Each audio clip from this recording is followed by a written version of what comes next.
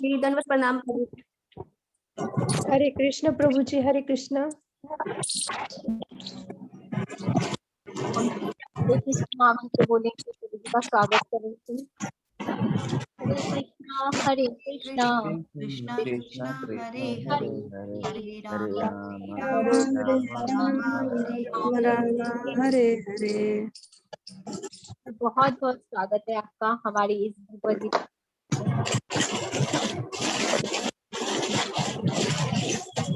आइए सभी मेरे पीछे दोहराइए।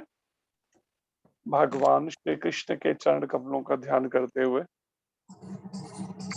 ओम नमो भगवते वासुदेवाय। ओम नमो भगवते वासुदेवाय। ओम नमो भगवते वासुदेवाय। ओम नमो भगवते वासुदेवाय। ओम नमो भगवते वासुदेवाय। ओम नमो भगवते वासुदेवाय। ओम अज्ञानतिमिरान्धस्य ओम अज्ञानतिमिरान्धस्य ज्ञानाञ्जनशलाकया ज्ञानाञ्जनशलाकया चक्षुरुन्मिलितं येन चक्षुर्मिलितं येन तस्मै श्रीगुरुवे नमः। तस्मै श्रीगुरुवे नमः। नमः ॐ विष्णुपदाय नमः ॐ विष्णुपादाय कृष्णप्रेष्ठाय भूतले कृष्णपृष्ठाय भूतले श्रीमते नवयोगेन्द्र गोस्वामिन् श्रीमते नवयोगेन्द्र गोस्वामी इति नामिने इति नामिने ते प्रभुपाददेवे श्री प्रभुपाददेवे नाम संकीर्तन प्रचारिणे नाम संकीर्तन प्रचारणे शेष शून्यवादी शून्यवादी समस्त देश तारिणे समस्त देश तारणे नमः ओम विष्णुपदाय नमः ॐ विष्णुपादाय कृष्ण पृष्ठाय भूतले कृष्णपृष्ठाय भूतले मते भक्ति वेदांत श्रीमते भक्ति वेदांत स्वामिन इति नामिने स्वामी इति नामिने नमस्ते सरस्वती देवे नमस्ते सरस्वती देवे गौरवाणी प्रचारिणे गौरवाणी प्रचारणे विशेष शून्यवादी निर्विशेष शून्यवादी सत्य देश तारिणे पाश्चात्य देश तारणे जय श्री कृष्ण चैतन्य जय श्री कृष्ण चैतन्य प्रभु नित्यानंद प्रभु नित्यानंद श्री अद्वैत गदाधर श्री अद्वैत गदाधर श्रीवासादि गौर भक्त वृंद श्रीवासादि गौर भक्तविंद। हरे कृष्णा हरे कृष्णा हरे कृष्णा कृष्णा कृष्णा हरे हरे कृष्णा कृष्णा हरे हरे हरे राम हरे राम राम राम हरे हरे। राम राम हरे हरे। भगवान श्री कृष्ण की वाणी भगवद गीता की जय। जय श्री कृष्ण चंद्र भगवान की जय। जय अर्जुन जी महाराज की जय। जय जगदूशल प्रभुपाद महाराज की जय। जय श्री गुरु महाराज की जय। अनंत जय कोटि वैष्णव वृंद की जय। जय। निताई गौर प्रेमानंदे हरि हरि बोल। हरे हरि बोल। हरे हरि आइए सभी भक्तों का आज की श्रीमद् भगवद गीता यथारूप इस कक्षा में भाग लेने के लिए स्वागत, अभिनंदन और धन्यवाद है। श्रीमद् भगवद गीता यथारूप का दूसरा अध्याय है ये, और अध्याय का शीर्षक है गीता का सार और श्लोक संख्या है 45। सभी प्रयास कीजिएगा दोहराने का। त्रैगुण्य निस्त्रैगुण्य प्राकृतिक तीनों गुणों से संबंधित प्राकृतिक तीनों गुणों से संबंधित विषय विषयः विषयों में विषय वेद वेदः विषय वैदिक साहित्य वैदिक वैदिक साहित्य साहित्य निस्त्रय गुणय निश्चय निस्त्रैगुण्य गुण प्रकृति के तीनों गुणों से परे प्रकृति के के तीनों गुणों से परे भव भव हो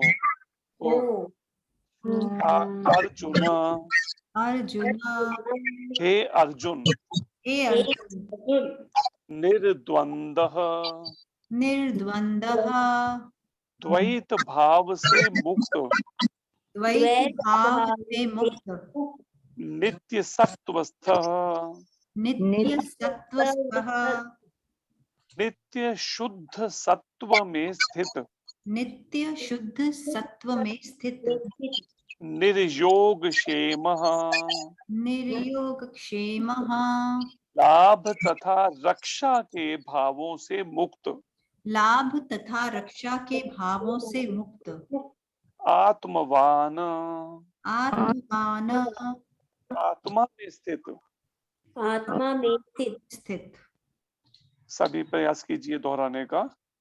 त्रैगुण विषया वेद त्रैगुण्य विषया वेदा निस्त्रय गुणयो भवार्जुन त्रैगुण्य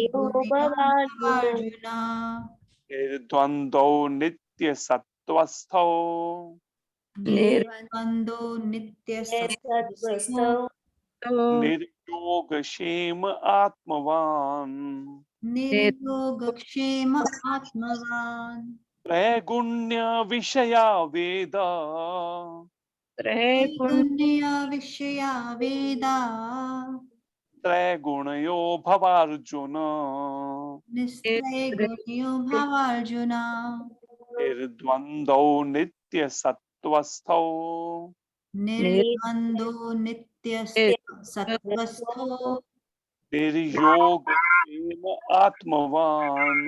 निर्योग क्षेम आत्मवान। पढ़िए आप में से।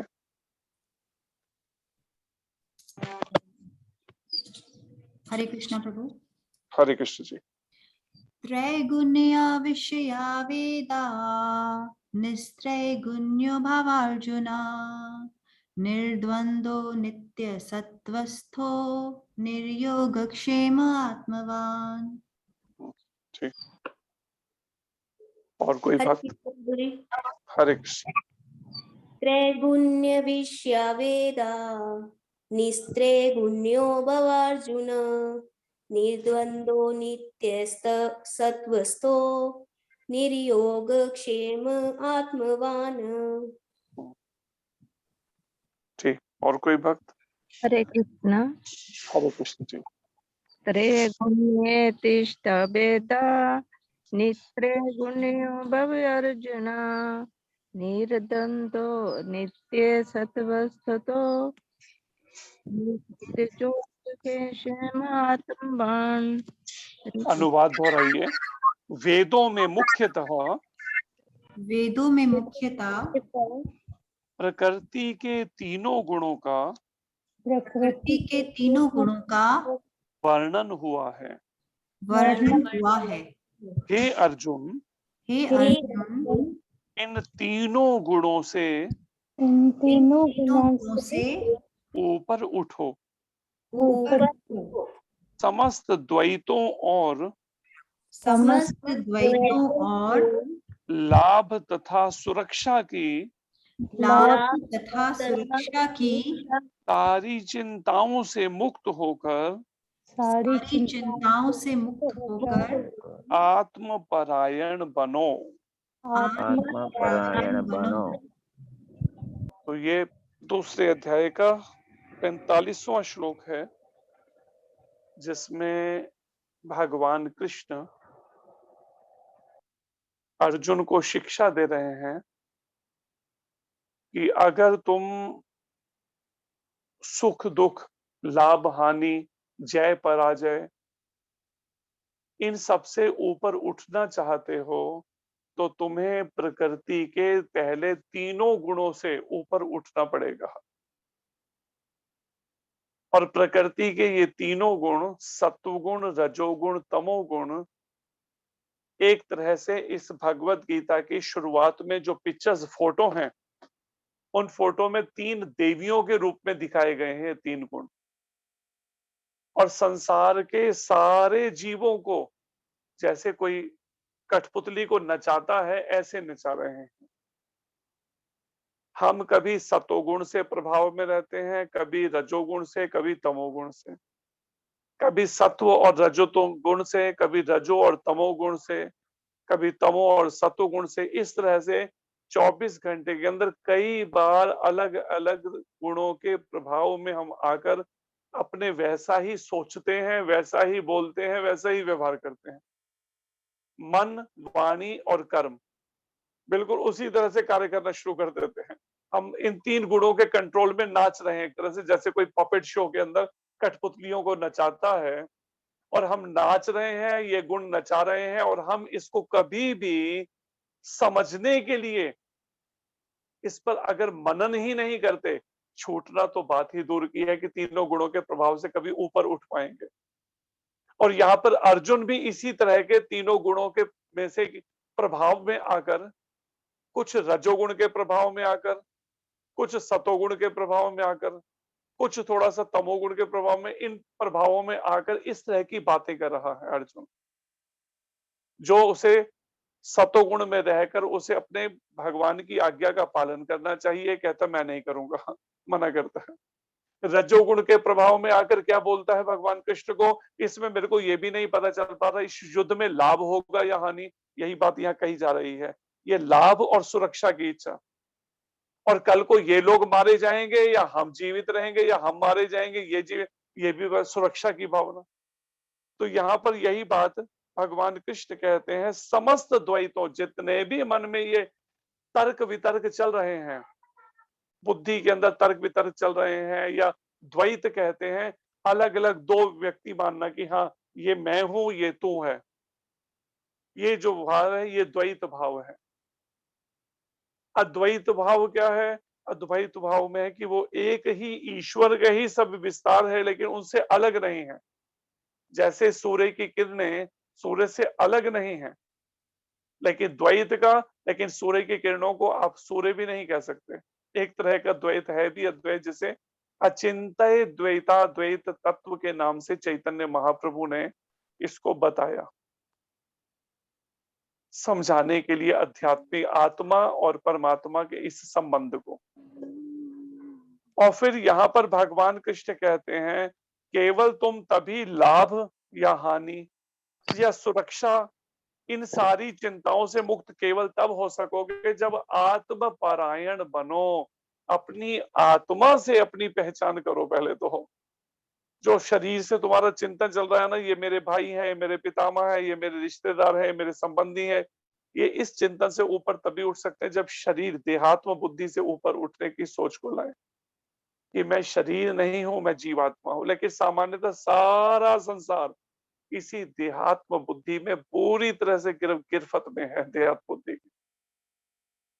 ऐसा माया ने ये विचारधारा दिमाग में डाल रखी है, हर व्यक्ति अपनी शरीर से पहचान करा। यहाँ पर तात्पर्य में जो वर्णन है, आप में से पढ़िए जल्दी से, कोई तात्पर्य को शुरू करिए इसका। क्योंकि जब तक इन तीनों गुणों के प्रभाव से बाहर नहीं निकले, ये ध्यान रखिए, तब तक भगवत प्राप्ति नहीं होने वाली, ये तो निश्चित है।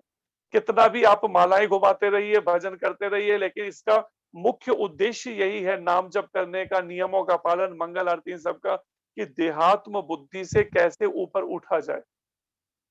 इसलिए प्रभुपाद जी कहते थे हमारा ये आंदोलन, हरे कृष्ण आंदोलन क्या है, त्याग और वैराग्य की भावना को मुख्य इसमें रखा गया। क्योंकि जब तक आपके हृदय में त्याग और वैराग्य का भाव नहीं है, जब तक आप थोड़ा भी तपस्या करने की भावना नहीं रखना चाहते मन में, तब तक आत्म साक्षात्कार होने वाला नहीं है।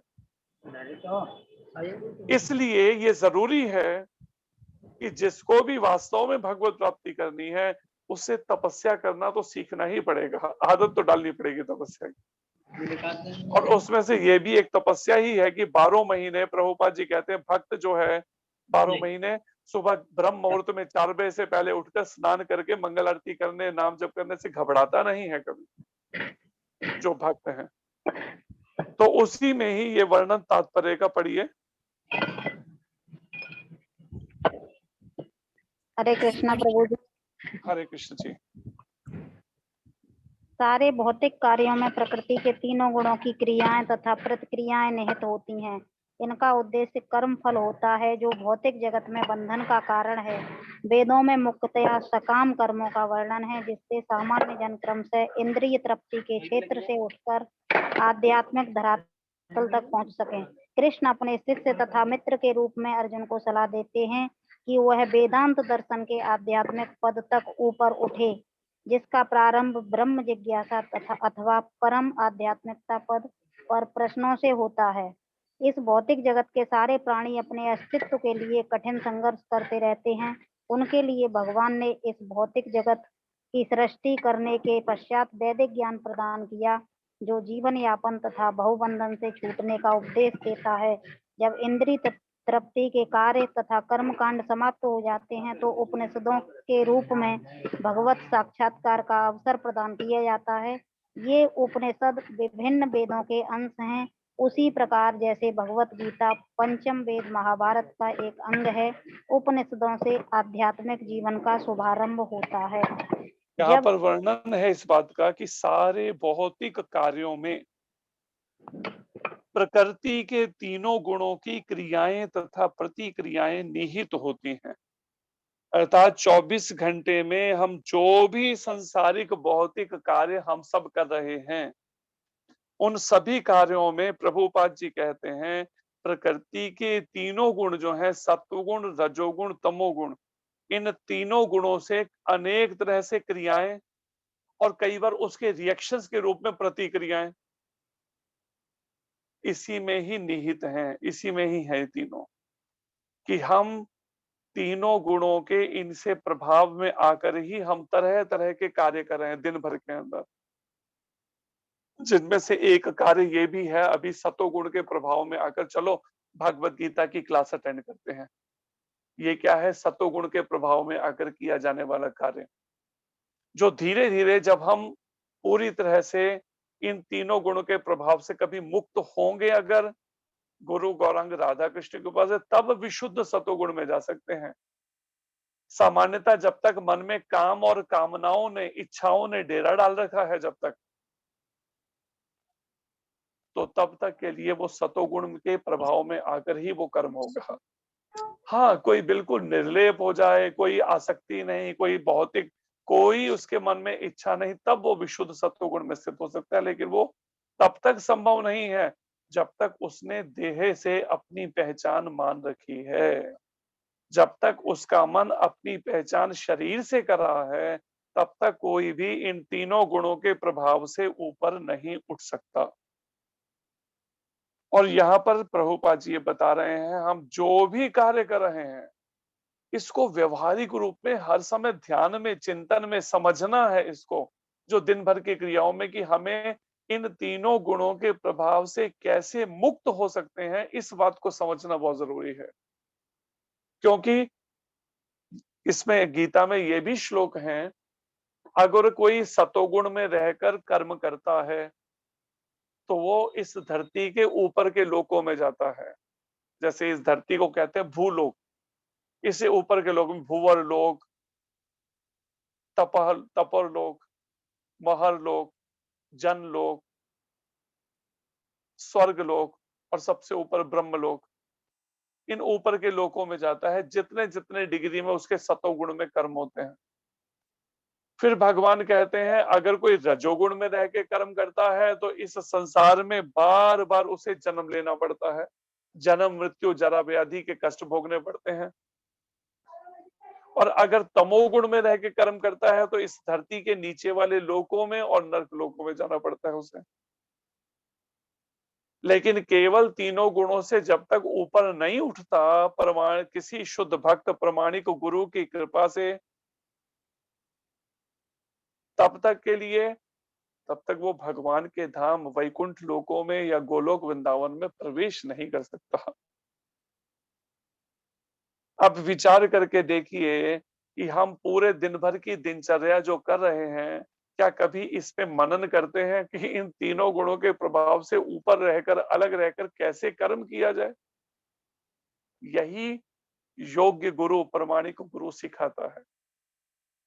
तो 29 साल के अंदर महाराज जी इसी तरह का कुछ अभ्यास कदम कदम पे समझाने का, सिखाने की कोशिश कर रहे हैं, जिसमें प्रभुपाद जी कहते हैं इनका उद्देश्य कर्म फल होता है।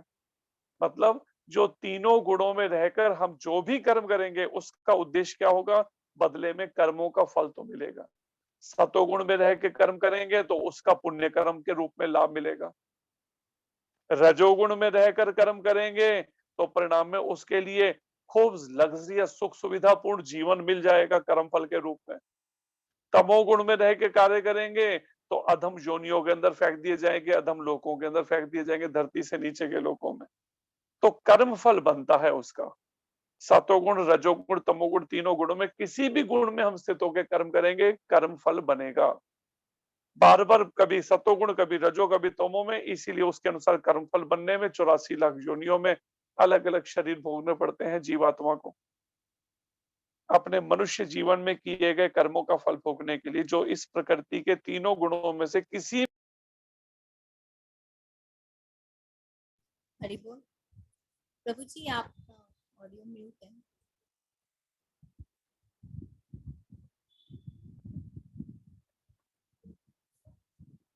हरि बोल। भौतिक जगत में बंधन का कारण है। तो आगे प्रभुपाद जी कहते हैं ये कर्म फल ही हमारे भौतिक जगत में बंधन के कारण हैं। आज जो हमें अध्यात्म की बातें, भक्ति की बातें समझ नहीं आ रही और मन से मोह, आसक्ति, काम वासना, ईर्षा, द्वेष पीछा नहीं छोड़ रहे, उसका कारण यही है कि हमारे अपने पिछले किए हुए सकाम कर्म, फल की इच्छा से किए गए कर्म, सतोगुण में, रजोगुण में, तमोगुण में रहकर आज वही हमारे लिए इस भौतिक जगत में बंधन का कारण बने हैं। हम ना चाहते हुए भी अपनी विचारधारा को बदल नहीं पा रहे। हम चाहते हैं हमारा मन कृष्ण के चिंतन में पूरी तरह लग जाए, जैसे गोपियों का मन लगा हुआ था, लेकिन मन क्या चिंतन करता है? कभी शरीर का, कभी परिवार का और कभी संसारिक, बस इन्हीं काम काजों में उलझा रहता है मन, हर समय सोचने में, वाणी इसी सब के व्यवहारों में, संसारिक, और शरीर भी इसी तरह के उन्हीं कार्यों में, व्यवहारों में। तो ये एक श्रृंखलाबद्ध एक चेन चल रही है। पिछले कर्मों का फल भोगो, अगले कर्म करो, पिछले कर्मों का फल अगले करो और फिर अगले का फल भोगो, फिर अगले करो। बस ये सिलसिला अनंत जन्मों से कह लो या अनंत युगों से चल ही रहा है, अंतहीन। कभी निकलना ही नहीं हो पा रहा इससे, क्योंकि भगवान कहते हैं एक बार अगर इस कर्मों के खेल से अगर कोई निकल जाए ना, तो फिर उसे कभी भी आवागमन में, दोबारा जन्म मृत्यु में नहीं। यद गत्वा न निवर्तन्ते, एक बार कोई भक्ति पूर्ण करके मेरे धाम में पहुंच जाए, कभी इस मृत्यु लोक में लौटना नहीं होता। तद्धाम परमम, ऐसा मेरा वो परम धाम है, गोलोक धाम, वैकुंठ लोक। लेकिन हमें अपने आप से तो इस सब्जेक्ट के बारे में, इस विषय के बारे में, या भक्ति कैसे की जाए, हमें समझ ही नहीं है। क्योंकि पता नहीं कितने जन्मों से भक्ति छोड़ी हुई है, इसलिए समझ ही नहीं लग रही कि करें क्या। कई बार कई कहते जाते हमें तो समझ ही नहीं आ रहा भक्ति मार्ग को, करें कैसे, रास्ता कैसे तय होगा, समझ ही नहीं आ रहा, समझ ही नहीं आ रहा। क्यों नहीं समझ आ रहा? क्योंकि कई जन्म जन्मांतरों से भक्ति छोड़ी हुई है और सकाम कर्मों की श्रृंखला को बंद ना पहले किया था, ना अभी भी तैयार है सकाम कर्मों को वो करने के लिए। अभी भी फल की इच्छा से कर्म करते हैं, फिर फल भोगो, फिर कर्म करो, फिर फल, बस यही खेल चल रहा है। जिस भी शरीर में जाते हैं उसी शरीर में बस वैसे ही कर्म करने शुरू कर देते हैं उसी के अनुसार। चाहे हम कितना भी पैसे की इस दौड़ में दौड़ रहे हैं, चाहे दिन रात एक करके गधे की तरह काम करके पैसा कमाएं, लेकिन फिर भी खाना तो वही है ना, जो इस शरीर के अनुसार जो सुविधा है, वही रोटी सब्जी वही चीजें खा सकते हैं आप। जैसा शरीर मिलता है 84 लाख योनियों में, उसी तरह का ही आप उसका बस उतना ही भोग कर सकते हैं, वो भी एक कोटा लिमिटेड ही वही कर सकते हैं। जैसे किसी को सुअर की कोई आत्मा को योनि मिल जाती है, तो सुअर में उसे वही मल ही खाना है, उसको हलवा पसंद नहीं आएगा खाने के लिए, प्रभुपाद जी कहते हैं। वो वही खाएगा, मल ही खाएगा। इसी तरह से कुत्ते की योनि मिलेगी तो वो वैसा ही करेगा, उतना ही भोग। तो परिणाम में वो शरीर के अनुसार उतने उतने भोग तो हर शरीर में व्यक्ति कर ही रहा है। लेकिन केवल पूरा जीवन इसीलिए झोंक दे केवल धन कमाने, इसमें ये बुद्धिमत्ता नहीं है, क्योंकि वो एक उतनी लिमिट में ही भोग कर पाएंगे, उससे ज्यादा नहीं। जैसे महाराज सुनाते हैं, पहले चलती थी एक, जैसे अभी कोडेक चलती है, उस समय फ्यूजी चलती थी, फ्यूजी की बड़ी थी, कैमरे की रील्स थी उनकी और कैमरे थे। तो उसका जो मालिक सबसे रिचेस्ट व्यक्तियों में से था पूरे वर्ल्ड में, उससे जब जर्नलिस्ट ने पूछा कि इस समय आप वर्ल्ड के मिस्टर गेटी, गेटी नाम तो महाराज बताते हैं, मिस्टर गेटी उससे पूछता, जर्नलिस्ट ने पूछा कि इस समय जब आप वर्ल्ड के रिचेस्ट व्यक्ति हैं, आपके मन में क्या डिजायर है, क्या इच्छा है आपके मन में? तो वो क्या कहता है मिस्टर गेटी, जिसका बड़ा भारी शरीर था, कहता है मेरी एक ही इच्छा है, मैं प्रॉपरली यूरिन पास कर सकूं। अब विचार कर लीजिए इस बात पे, ठीक से मैं पेशाब कर सकूं, वही नहीं उससे विचार थे। इतना दौलत है, लेकिन देखिए एक लिमिटेड कोटा है, वो कोटा पूरा हो गया, अब भोग नहीं सकता। तो उससे पूछा तो तुम खाते क्या हो? कहते ग्राइप वाटर। बताइए, जौ का पानी, केवल जौ का पानी लेता है, और तब भी ये हालत है उसके शरीर की। बताइए, अगर कोई सोचता है ना खूब धन आएगा तो मैं और बड़े खुले से भोग करूंगा, लेकिन भोग की भी एक लिमिट है, हर शरीर का एक लिमिट है, उसके बाद में वो शरीर भी भोग करने में साथ नहीं देगा, वो रोगी बन जाएगा अगर ज्यादा भोग करने की कोशिश की इस शरीर से। इसलिए अच्छा ये है कि भोग में जीवन को लगाने से क्यों ना योग में ही लगाया जाए जीवन को। जैसे गुरु महाराज कहते हैं ना एक पंजाबी के भजन में, प्रभु दे प्यार विच लाइया क्यों नहीं अखियां, प्रभु दे प्यार विच लाइया क्यों नहीं अखियां। तो मतलब भगवान के प्रेम में क्यों नहीं अखियों को, अपनी इंद्रियों को लगाया? इस संसार में क्या लगा के रखा हुआ है मन को, इंद्रियों को? तो यहाँ पर प्रभुपाद जी कहते हैं कि वास्तव में ये भौतिक जगत में यही हमारे कर्म फल ही बंधन का कारण है, और कर्म फल बन रहे हैं कर्मों से, और कर्म हो रहे हैं सतोगुण रजोगुण तमोगुण में रहकर। अनेक तरह की, हर एक के साथ एक डिफरेंट परिस्थिति है। किसी के घर में कोई कारण है, परिस्थिति कैसी है, किसी में कोई अलग परिस्थिति है, किसी में कुछ अलग है, लेकिन अलग अलग परिस्थितियों में किसी के घर में सतोगुणी वातावरण है, किसी के रजोगुणी, किसी के तमोगुणी। और हर व्यक्ति उन गुणों के प्रभाव में आकर, उस मोह के वश होकर, मोह के कारण से, काम वासना के कारण से, शुरुआत भगवान कहते काम से होती है, उस काम से ही क्रोध मोह लोभ अहंकार ईर्ष्या द्वेष सब बढ़ते जाते हैं। शुरुआत है काम से, कामेशा क्रोधेशा रजोगुण समुद्भव। काम से क्रोध उत्पन्न होता है, जब इच्छा पूरी नहीं होती तो क्रोध आता है, और व्यक्ति रजोगुण में गिर जाता है। बस वो राजसिक वृत्ति इसी भौतिक जगत में ही उसको और अधिक भोग की वृत्ति उसकी बनती जाती है। अब मुझे अपनी इच्छा पूर्ण करनी है, और उस इच्छा को पूर्ण करने के लिए व्यक्ति कुछ भी पागलों की तरह संघर्ष करेगा, फिर गधे की तरह काम करेगा, दिन से लेकर रात तक काम करेगा। जैसे हम पहले भी बताया था, अमेरिका में महाराज के साथ थे, एक जगह पे बाल्टीमोर जगह है, बाल्टीमोर। जब बाल्टीमोर में वहाँ इस्कॉन का सेंटर है, उसी के पास में जब महाराज जी हम रुके हुए थे, हम सेवा में थे, तो नीचे बेसमेंट के अंदर एक नीग्रो रहता था, साउथ अफ्रीकन व्यक्ति। वो सुबह 7 बजे हमारे सामने गाड़ी लेके, कार लेके अपनी निकलता था, रात के 11 बजे आता था। तो मेरे को पड़ोसी उन्होंने बताया मंदिर के किसी ने, कि दिन में 3 जॉब करता है वो। हाँ, सुबह 7 बजे जाता है, लेकिन 6:30-7 बजे, और 7 से लेके 7 साढ़े 7 से लेके उसको पहले 12 बजे तक करता है एक जॉब, फिर 12 के बाद 1 बजे से लेके फिर 5 बजे तक कोई जॉब करता है, 6 से लेके फिर 10 साढ़े 10 बजे तक करके 11 बजे आता है, और अकेला। कभी हमने ना उसकी पत्नी देखी वहां, ना कभी बच्चे देखे, अकेला रहता है। अब बताइए 3 नौकरियां किसके लिए कर रहा है, सोचिए आप। पागल हो रखा है ये नौकर पैसा कमाने के लिए, डॉलर्स कैसे भी। लेकिन वो करेगा, भोग करेगा क्या उसका, बताइए। पूरा दिन तो उसने झोंक दिया उसी में ही, सुबह के लेके 7 बजे से लेके रात के 11 बजे तक, 6 बजे से 11 तक। इसलिए व्यक्ति अपनी उस कामनाओं को, इच्छाओं को पूर्ण करने के लिए कभी सतोगुण में रह के, कभी रजोगुण और कभी तमोगुण में रह के कर्म करता है। और अर्जुन भी कुछ इन तीनों गुणों से प्रभावित होकर बातें कर रहा है भगवान से। मैं युद्ध नहीं करूंगा, मैं अपना कर धर्म नहीं निभाऊंगा, कर्म नहीं करूंगा, पता नहीं मेरे को इसमें लाभ होगा या हानि होगी। तो ये सब बातें कर रहा है अर्जुन। प्रभुपाद जी कहते हैं समझाते हुए यहाँ पर,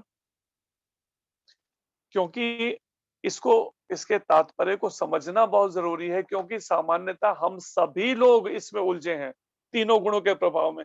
अगर इसे नहीं समझा, समझ के अगर इस तीनों गुणों के प्रभाव से ऊपर उठने की कोशिश करनी होगी, केवल समझना ही नहीं है। भगवान क्या कहते हैं, तुम इनसे ऊपर इन तीनों गुणों से ऊपर उठो, अर्जुन को कह रहे हैं, तब कहीं तुम सोचना मुक्ति हो सकेगी या भगवत प्राप्ति कर पाओगे, अन्यथा तो फिर जन्म मृत्यु के चक्र में उलझे रहेंगे। इसलिए इस श्लोक के माध्यम से हम सबको को व्यवहारिक रूप में इसको लेना पड़ेगा। नहीं समझ आए तो बाद में प्रश्न कर सकते हैं उन प्रश्न, लेकिन इसको व्यवहारिक जीवन में उतारना पड़ेगा अगर चाहते हैं इस कर्म बंधन के खेल से, कर्म फलों के भोगने के इससे बाहर निकलना।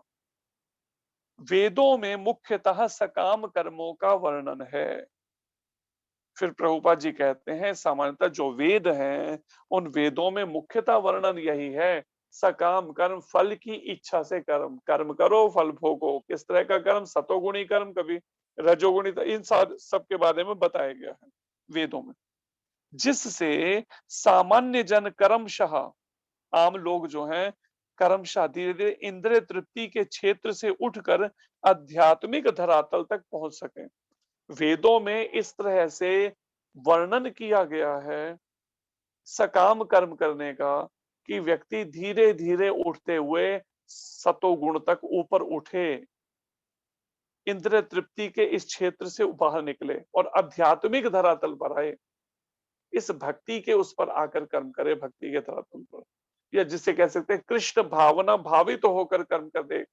उसको धीरे धीरे उठना, एकदम नहीं उठ पाता व्यक्ति, तो धीरे धीरे उठे। जैसे कुछ लोगों को आदत है मांस और शराब नहीं छोड़ सकते, अब ऐसे में तो उनको उठने के लिए क्या तरीका बताया, अच्छा ऐसा करो, काली को, भैरव को अर्पण करके चलो प्रसाद रूप में लो। अब वो उस तरह से लेने लगे, जब हर बार काली माता का, भैरव जी का स्मरण करके जब वो ऐसा करने लगे, तो धीरे धीरे उनकी थोड़ी थोड़ी आध्यात्मिक वो जुटने लगा, पुण्य इकट्ठे होने लगा कुछ थोड़ा सा। उससे एक दिन मन हट गया कि नहीं, अब तो मुझे वैष्णो माता की, जब मैं काली माता का जो रूप है दुर्गा माता का, उनकी करनी है, तो मुझे अब नवरात्रे रखने हैं, मुझे कुछ भी ऐसा तामसिक आहार नहीं लेना, यहाँ तक प्याज लहसुन भी नहीं लेना, और मुझे फल तो चाहिए अभी भी। मैं, मेरा परिवार, मेरे पत्नी बच्चे, खूब बंगला गाड़ी, नौकर चाकर, सब सुविधा हो। फिर धीरे से तमोगुण से उठकर धीरे धीरे रजोगुण तक उठाया गया उसको। अब वो सिलसिला चाहे एक जन्म में तय करे, चाहे कई जन्म लगा के तय करे, लेकिन इस तरह से उठते हुए रजोगुण तक आया। अब रजोगुण में आकर जब माता की भक्ति में वो स्थित हो गया, तो परिणाम, अब मुझे किसी भी तरीके से कभी भी इस तामसिक पहले आहार, अभी तो 9 दिन के लिए छोड़ना है, बाकी दिन उसकी कसर पूरी कर लेंगे खाकर, जैसे माताएं कई बार करती हैं। नवरात्रे रखेंगी, हाँ नवरात्रे में हम बिल्कुल प्याज लहसुन नहीं खाते हैं, लेकिन नवरात्रे खत्म हुए नहीं तो वो 9 दिन की कसर चाहे वो अगले 4 दिन में या 3 दिन में ही पूरी कर देंगे, खा के प्याज लहसुन। तो इसलिए उसको रजोगुण में पहले आने का, फिर धीरे धीरे चलो पक्के होकर फिर इस तामसिक आहार को छोड़ दिया। अब मुझे पूरे साल भर ही नहीं लेना, क्योंकि माता का, लेकिन फिर उससे भी ऊपर उठकर जब माता से कोई भौतिक वस्तु नहीं मांगी, तो उनकी कृपा से फिर कृष्ण भक्ति का पता चला, तो अब कृष्ण भक्ति करनी है। और कृष्ण भक्ति करते हुए फिर भी मन में अभी कुछ सकाम इच्छाएं हैं, परिवार में कोई दुख, कलेश, संकट, बीमारी, कोई ये चीजें ना आए, अभी भी सकाम फल मांग रहे हैं, सुख संपत्ति घर आवे, कष्ट मिटे तन, अभी भी भौतिक इच्छाएं, लेकिन अब आ गए ओम जय जगदीश हरे, अब आगे भगवान राम, भगवान कृष्ण, भगवान विष्णु, भगवान नारायण की भक्ति में, लेकिन सकाम इच्छाएं अभी बनी है। लेकिन तभी भगवत कृपा से क्या हुआ, किसी प्रमाणिक गुरु का, किसी शुद्ध भक्त का संग मिला, और जिसने फिर उसको समझाना शुरू किया कि नहीं, ये फल की कोई डिमांड नहीं करती भगवान से, है अन्य अभिलाषिता शून्यम ज्ञान कर्मादि अनावृतम, कोई अन्य इच्छा नहीं, ना ज्ञान ना कर्म, कुछ नहीं, केवल भक्ति, निष्काम भक्ति करने का। फिर प्रमाणिक गुरु ने जब मार्गदर्शन किया, तब जब प्रमाणिक गुरु के मार्गदर्शन में अगर हम भक्ति करना शुरू करेंगे, फिर तब जाकर सतोगुण इससे भी ऊपर उठ पाएंगे। लेकिन जब सकाम इच्छाओं से कर रहे हैं, वो सतोगुण में है। हम भगवान की पूजा कर रहे हैं, भगवान कृष्ण, भगवान राम, भगवान विष्णु, भगवान नारायण की, लेकिन कैसे, ओम जय जगदीश हरे, उसमें सुख संपत्ति कर, ये सब सतोगुण के अंदर शुरू हो गया। लेकिन फिर भगवान से कोई भौतिक वस्तु नहीं मांगनी, तब उसमें आए उससे ऊपर उठने के रास्ते पर। लेकिन अभी भी पिछले मोह, पिछली आसक्ति, वो सब बार बार फिर उसी जीवन की तरफ खींचते हैं, पिछले जीवन की तरफ। ना चाहते हुए भी जीव बार बार उसी में उलझ जाता है, इस भौतिक जगत के, जड़ जगत के उन संबंधों और जड़ जगत की उन सब काम और कामनाओं की पूर्ति में। इसलिए गुरु महाराज हमें सिखाते हैं, नो एक्सपेक्टेशन, कोई अपेक्षा किसी से नहीं रखनी, और अन्य अभिलाषिता शून्यम, कोई कृष्ण प्रेम के अलावा और कोई इच्छा नहीं मन में रखनी। तब वो उस तरह की जीवन जीने की शैली सिखाता है प्रमाणिक गुरु, कदम कदम पे सुधार करते हुए उसको धीरे धीरे करके कुछ तपस्या करना सिखाता है, और उसे कैसे आश्रम के जीवन में रह के उसको इस तरह का अभ्यास किया जाए, ये सब ट्रेनिंग देता है मार्गदर्शन में। तो यहाँ पर यही बातों को समझा रहे हैं प्रभुपाद जी।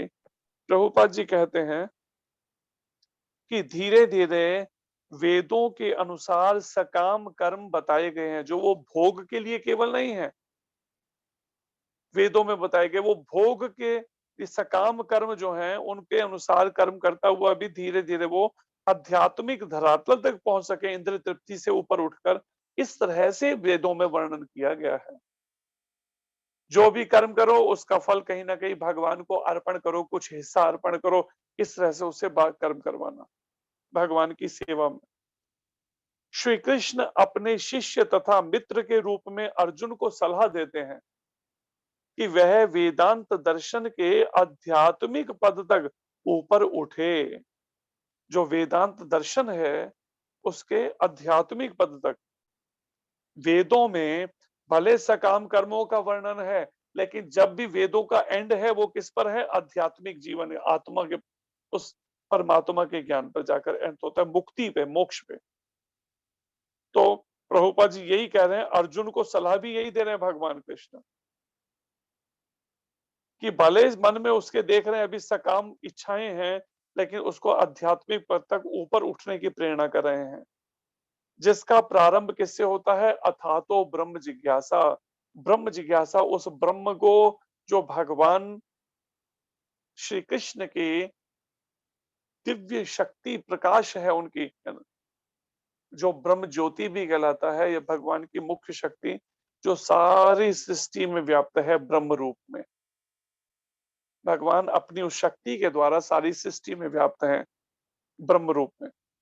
तो उस ब्रह्म को, उस ईश्वर को जानने की जो इच्छा है, ये पहली सीढ़ी है आध्यात्मिक जीवन में, या फिर जिसे कहा गया है परम आध्यात्मिकता पर प्रश्नों से होता है, जब उसके मन में आध्यात्मिकता से संबंधित, आत्मा परमात्मा से संबंधित, शरीर और आत्मा से, ये सब अंतर को समझने और इसको भगवान कृष्ण को भक्ति करने का, इस तरह के जब मन में प्रश्न उठने लगे, तो ये आध्यात्मिक पद पर ऊपर उठने का ये पहला सीढ़ी है, पहली सीढ़ी है। इस भौतिक जगत के सारे प्राणी अपने अस्तित्व के लिए कठिन संघर्ष करते रहते हैं इस संसार में। सारे प्राणी कठिन संघर्ष हर कोई कर रहा है, चाहे स्त्री हो, चाहे पुरुष हो, चाहे पत्नी हो, चाहे पति हो, चाहे बच्चे हो, चाहे कोई भी, हर कोई कठिन संघर्ष में लगा हुआ है। पहले शरीर की आवश्यकताओं में, फिर आध्यात्मिक जीवन में कैसे वो कर सके। उनके लिए भगवान ने इस भौतिक जगत की सृष्टि करने के पश्चात, अर्थात जो आध्यात्मिक जीवन में उन्नति करना चाहते हैं या जो अब भोग के जीवन से निकलकर अब अध्यात्म की तरफ बढ़ना चाहते हैं, उनके लिए संसार की सृष्टि की, भौतिक जगत की सृष्टि करने के पश्चात वैदिक ज्ञान प्रदान किया भगवान ने। ब्रह्मा जी को भगवान कृष्ण ने, और ब्रह्मा जी ने फिर अपने आगे नारद जी, और ऐसे परंपरा में ये वैदिक ज्ञान प्रदान किया गया, जिस वैदिक ज्ञान के माध्यम से ये जीवात्माएं जो इस संसार में बद्धावस्था में हैं, इससे मुक्ति के पथ पर अग्रसर हो सके। इस तरह का जीवन ढालकर वैदिक बताए मार्गदर्शन में ब्राह्मण का कैसा आचरण हो, क्षत्रिय का कैसा, वैश्य का कैसा, वो सब बताकर, शूद्र का कैसा, ब्रह्मचारी का कैसा, गृहस्थी का, वानप्रस्थी का, सन्यासी का कैसा कैसा आचरण हो, तो वो वैदिक ज्ञान प्रदान किया वेदों, जो जीवन यापन तथा भव बंधन से छूटने का उपदेश देता है। और ये वैदिक ज्ञान क्या करता है, जीवन यापन कैसे सकाम कर्म, अपने जीवन की आवश्यकताओं की पूर्ति की जाए और कैसे भव बंधन छूटा जाए, जिसे कहा है धर्म अर्थ काम मोक्ष। अर्थ कहते हैं पैसा कमाना, काम कहते हैं इंद्रियों का तर्पण।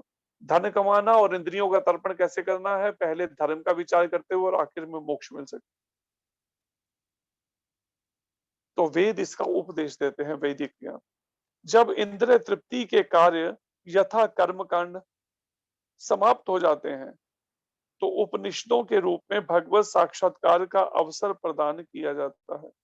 फिर प्रभुपाद जी कहते हैं, जब किसी व्यक्ति के जीवन में इंद्रिय तृप्ति के कार्य कह लीजिए, या जिसे कर्म कांड भी कह सकते हैं, इंद्र जो भी इंद्रियों की तृप्ति के लिए कर्म करना है वो कर्म कांड कहलाता है। जब ये सब समाप्त होने लगते हैं, उसका आकर्षण खत्म होने लगता है ये कर्म कांड के प्रति या इंद्रियों के तर्पण के प्रति, तो उपनिषदों के अनुसार, जो वेदों को ही आगे विस्तार से समझाने के लिए 108 उपनिषद भगवान वेद व्यास जी ने लिखे, संकलित किए, उपनिषदों के रूप में भगवत साक्षात्कार का अवसर उनको प्रदान करता है।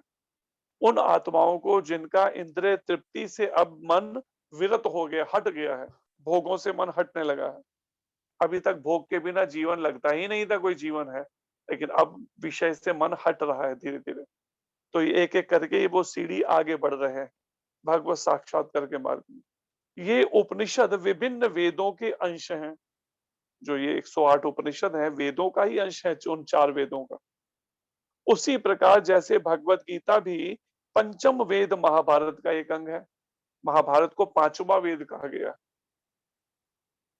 और जिसके लिए गलत धारणा अंग्रेजों ने और मुगलों के टाइम से हिंदुओं के मन में बन गई कि नहीं, घर में महाभारत ये ग्रंथ नहीं रखना, नहीं तो घर में लड़ाई झगड़ा होगा।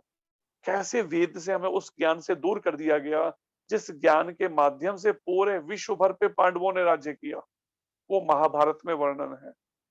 लेकिन किस तरह की एक गलत सोच धार दी गई, नहीं नहीं नहीं, महाभारत नहीं रखना घर पे, घर में कला कलेश होगा। लोग तो इस हद तक आ गए कि कभी तो अब ये भी कहने लगे कि गीता घर पे नहीं रखना, नहीं तो कला कलेश होगा या वो। तो ऐसी बुद्धि, कलयुग ऐसे काम कर रहा है, ऐसा दुष्ट है ये, लोगों के मन में किस तरीके से भ्रम डाल रहा है कि किसी तरह से कोई आत्म साक्षात पथ पर एक भी निकल आगे ना बढ़ सके। सब इसी के चंगुल में पड़े रहे, कलयुग के, इस तमोगुण के, रजोगुण के, कोई भी सतोगुण में स्थित ना हो सके। उपनिषदों से आध्यात्मिक जीवन का शुभारंभ होता है, प्रभुपाद जी कहते हैं। ये उपनिषद हमें आध्यात्मिक जीवन की शुरुआत करना सिखाते हैं, जिसे कहा है अथातो ब्रह्म जिज्ञासा, उस ब्रह्म को, उस ईश्वर को जानने की इच्छा जागना। पढ़िए अगला पैराग्राफ,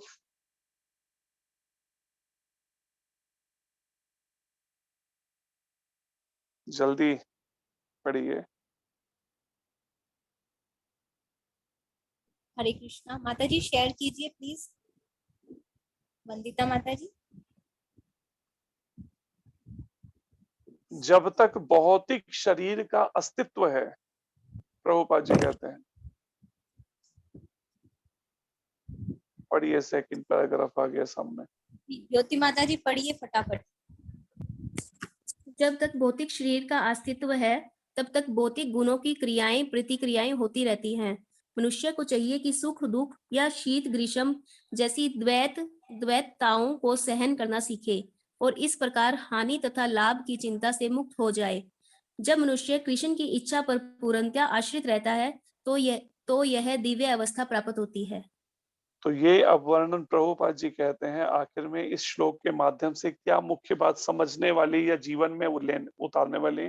जब तक भौतिक शरीर का अस्तित्व है, ये जो भौतिक शरीर हमने धारण कर रखा है, किसी को स्त्री का मिला है, किसी को पुरुष का मिला है, इसका अस्तित्व मतलब जो अभी तक है, ये शरीर अभी मृत्यु नहीं हुई है, जीवित अस्तित्व में है, जब तक आत्मा शरीर के अंदर है, जब तक तब तक भौतिक गुणों की क्रियाएं प्रतिक्रियाएं होती रहती हैं। मतलब आखिरी श्वास तक ये सतोगुण, रजोगुण, तमोगुण की क्रियाएं प्रतिक्रियाएं तो चलती रहेंगे।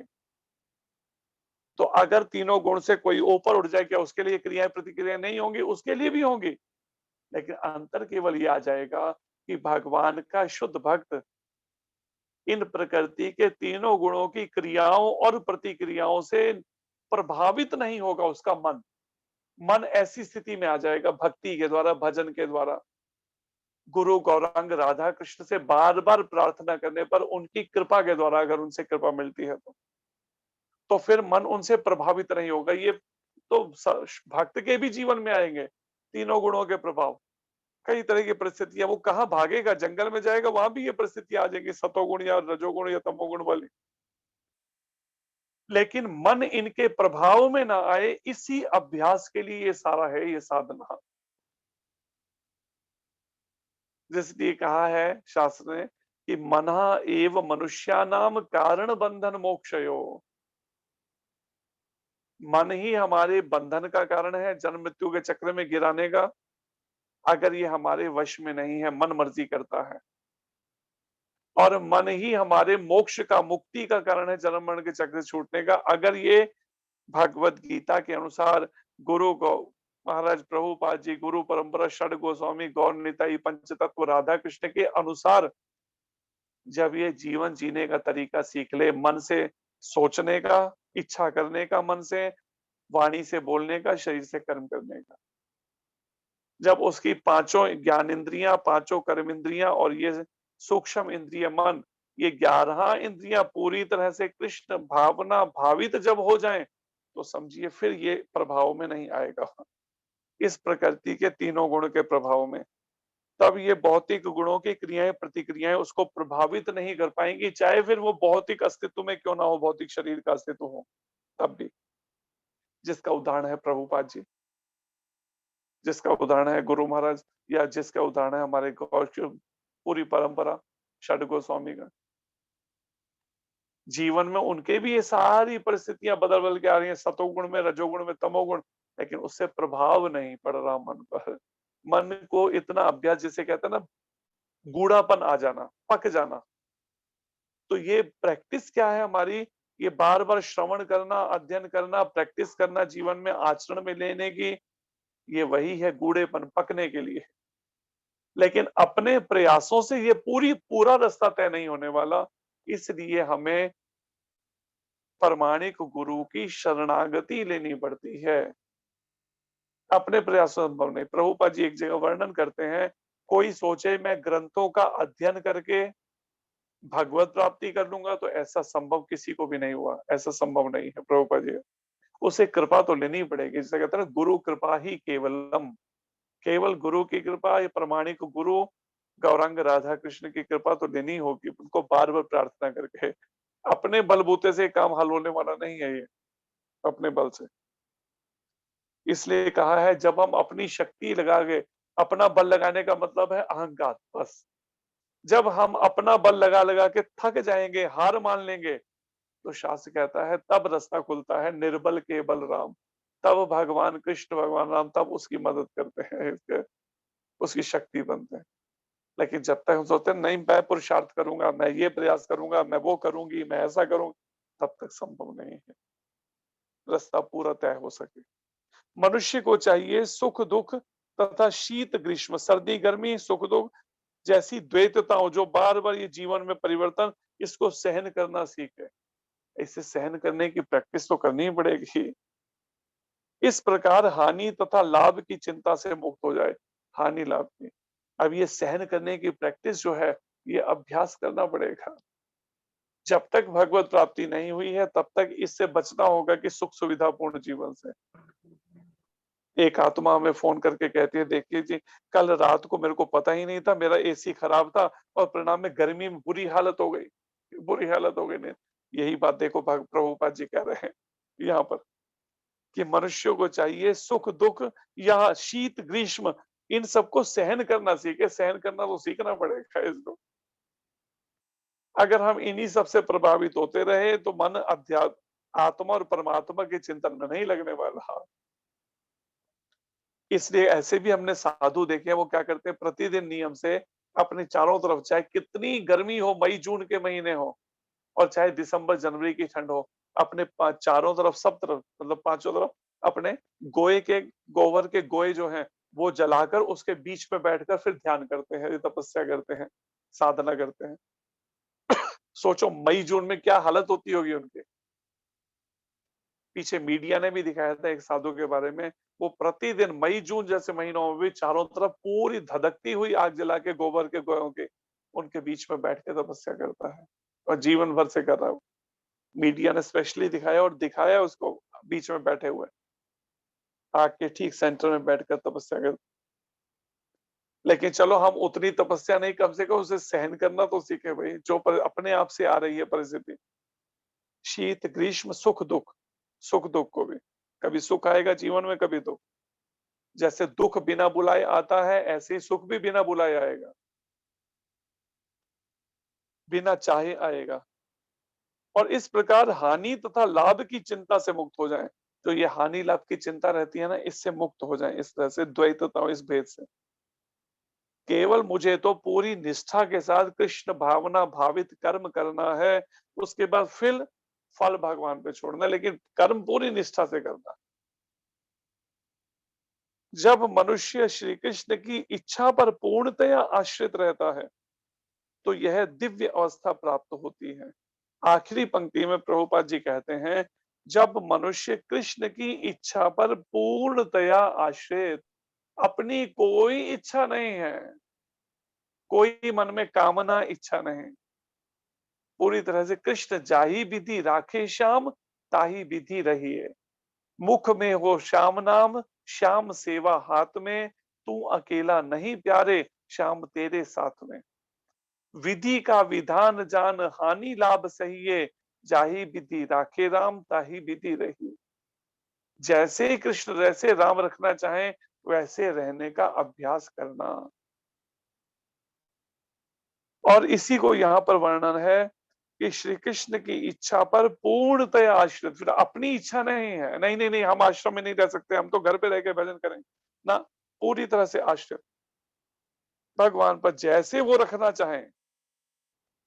कहते हैं ना, जहां ले चलोगे वहीं हम चलेंगे, कि भगवान पर इस तरह का कि प्रभु जैसा आप जाए।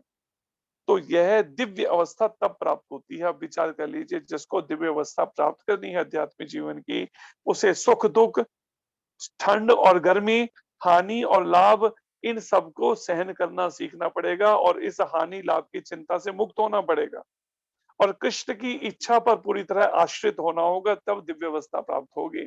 अपनी इच्छाएं छोड़कर, नहीं नहीं नहीं मैं तो नौकरी नहीं छोड़ सकता, मैं तो जॉब नहीं छोड़ सकती, मैं तो ये नहीं कर सकता, मैं वो नहीं, वो सब नहीं चलेगा। इसलिए ये अभ्यास करना है। हरि नाम, नाम जप के द्वारा महाप्रभु ने जो बताया, कली काले नाम रूपे कृष्ण अवतार, कलयुग में भगवान कृष्ण ने नाम रूप में अवतार लिया है, जो हरे कृष्ण कृष्ण कृष्ण हरे हरे, हरे राम राम राम हरे हरे। इस हरे कृष्ण मंत्र का जब कीर्तन जो स्वयं भगवान कृष्ण भक्त के रूप में लगभग 500 साल पहले श्री कृष्ण चैतन्य महाप्रभु के रूप में इस धरती पर लेकर आए और पूरे संसार को ये वितरित किया उन्होंने, पूरे भारत में। और फिर प्रभुपाद जी ने उसी को ही महाप्रभु की, गौरांग महाप्रभु और नित्यानंद भगवान की और अपने दिव्य गुरुदेव प्रभुपाद जी की कृपा से पूरे विश्व भर में इसी हरे कृष्ण मंत्र को और इस भगवत गीता के दिव्य उपदेशों को फैला दिया। इसलिए ये हमारे लिए एक तरह से कह सकते हैं डायमंड चांस है, गोल्डन चांस नहीं है, डायमंड चांस है। कलयुग की शुरुआत में हमें भक्ति करने का अवसर मिल रहा है। सोचिए आगे कलयुग के मध्य में और कलयुग के एंड में क्या भक्ति हो सकेगी।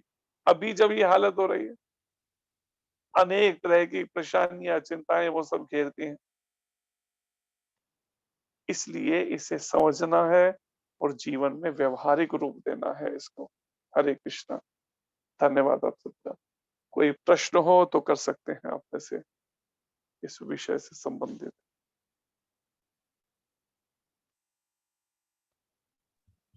हरे कृष्ण प्रभु जी, बहुत बहुत धन्यवाद आपका। हरे कृष्ण। बहुत सुंदर, बहुत बहुत यानी अति सुंदर था आज का आपका एक्सप्लेनेशन और आज का श्लोक स्पेशली। जब सुनते हैं तब तो हमें लगता है कि बिल्कुल यही करना है, लेकिन फिर लुढ़क जाते हैं, फिर पता नहीं कहाँ क्या प्रणाम गुरुजी। कहाँ गड़बड़ होती है वो पता नहीं चलता और लुढ़क जाते हैं। तो वो लुढ़कना बंद कैसे हो प्रभु जी, ये बताइए। लुढ़कना बंद होने के लिए तो एकमात्र जो दो बातें पहले बताई थी, एक प्रार्थना और दूसरा मकड़ी, जो एक संत ने बताया था।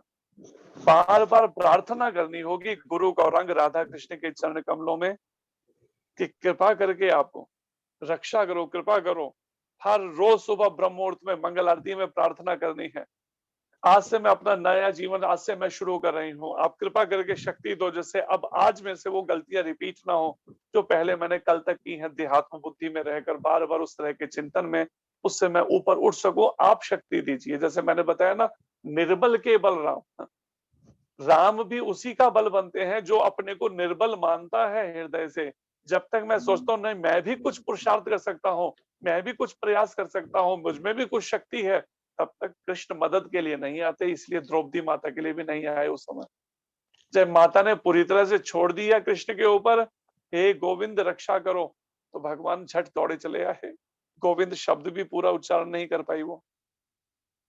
तो इस बात को द्रौपदी माता से समर्पण सीखना है। कुंती माता द्रौपदी माता से कैसा समर्पण का भाव उनके हृदय में है कि वो अपने प्रयास जब तक हम बंद नहीं करेंगे, हमारे को जो लगता है ना हम भी तो पुरुषार्थ कर लेंगे।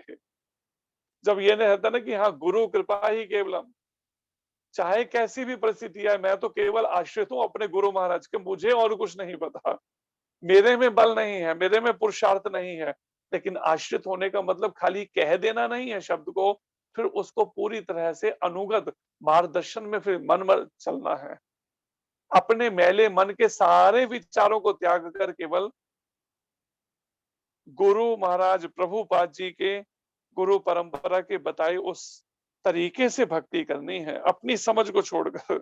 ये सोचते हैं मेरे मेरे दिमाग में तो गोबर भरा हुआ है, बस भूसा भरा हुआ है, मेरे को अपनी बुद्धि नहीं लगानी, बस जैसा मुझे बताया जा रहा है मुझे बस उसके अनुसार रास्ता तय करना है। और योग्य गुरु कभी भी गलत बात नहीं कहे, वो हमेशा क्या बात कहेगा, गुरु साधु शास्त्र तीनों शास्त्र की बात को कहेगा, तो ही गुरु सही है। अगर शास्त्र से हटकर कोई बात करेगा तो इसका मतलब गुरु नहीं है, वो बदमाश है, ठग है वो। इसलिए हमें भगवत गीता के और प्रमाणिक गुरु जो है उनसे बार बार प्रार्थना और मकड़ी की तरह आखिरी दम तक, इस जीवन के आखिरी श्वास तक हमें प्रयास बंद नहीं करने, हार नहीं माननी है। मेरे बस की बात नहीं है, मुझसे नहीं हो सकेगा। भोग करना था तो वो सब मुझसे हो सकता, लेकिन योग नहीं हो सकेगा। क्यों नहीं हो सकेगा भाई? जब भोग हो सकता है तो योग भी हो सकता है। मुझे करना है और निश्चित रूप से इसी जीवन में मुझे वो समाधि की अवस्था प्राप्त करनी है। आत्म तत्व यथात्मयम, आत्मा उस आत्मा और परमात्मा के उसमें स्थित होना है, भगवान के उस दिव्य लीलाओं के चिंतन में। इसलिए हार नहीं, प्रयासरत रहना है। बार बार मन संसार में जाएगा, विषय भोगों की तरफ बार बार देहात्म बुद्धि से हटाकर फिर उसी आत्मा परमात्मा के और भगवान कृष्ण के उनके उसमें लाना है, लीलाओं के चिंतन में। इसीलिए नियमित ये श्रवण कीर्तन इसीलिए है, मन के सोचने के ढंग को बदलने के लिए, उसको कृष्ण की ओर मोड़ने के लिए।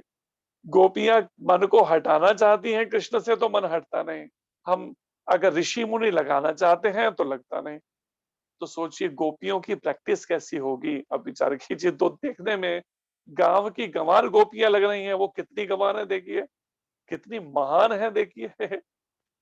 वो वास्तव में गंवार नहीं है, उनसे महान कोई नहीं है।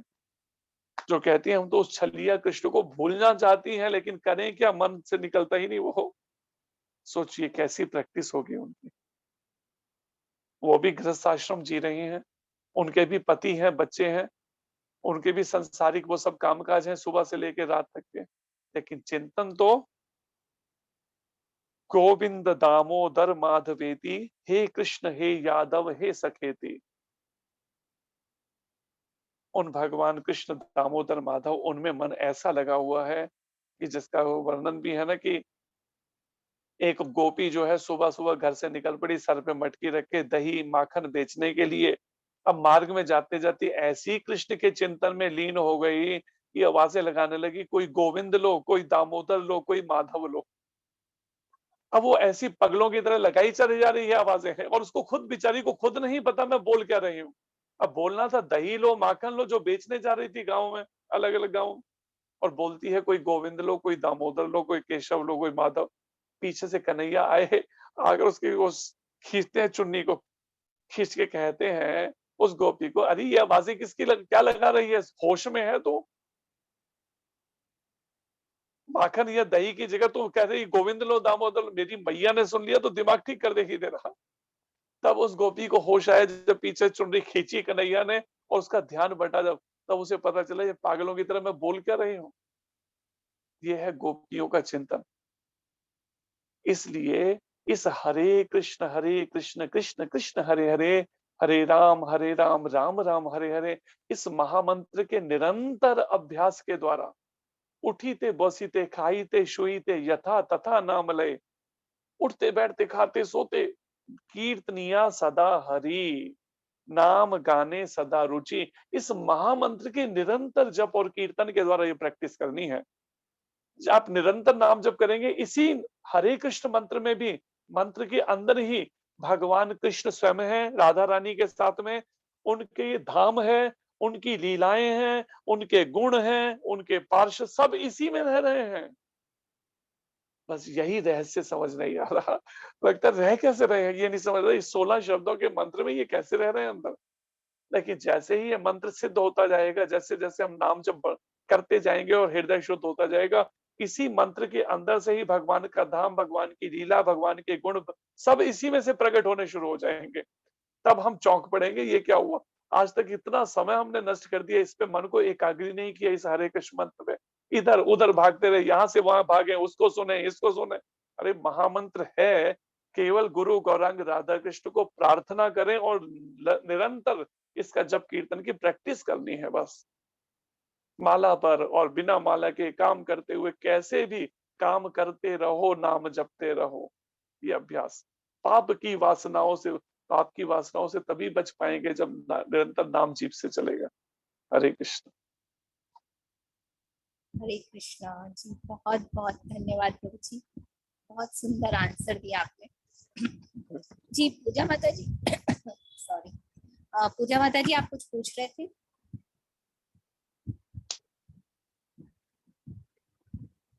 हरि बोल। पूजा भाविनी माता जी।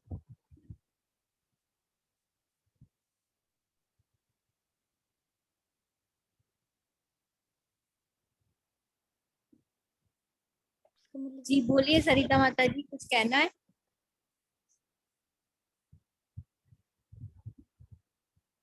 जी प्रभु जी, और कोई प्रश्न नहीं है। ठीक है, समय भी हो गया है, मेरे पीछे बोल रही है। हरे कृष्णा। आज लेट हो गई थी।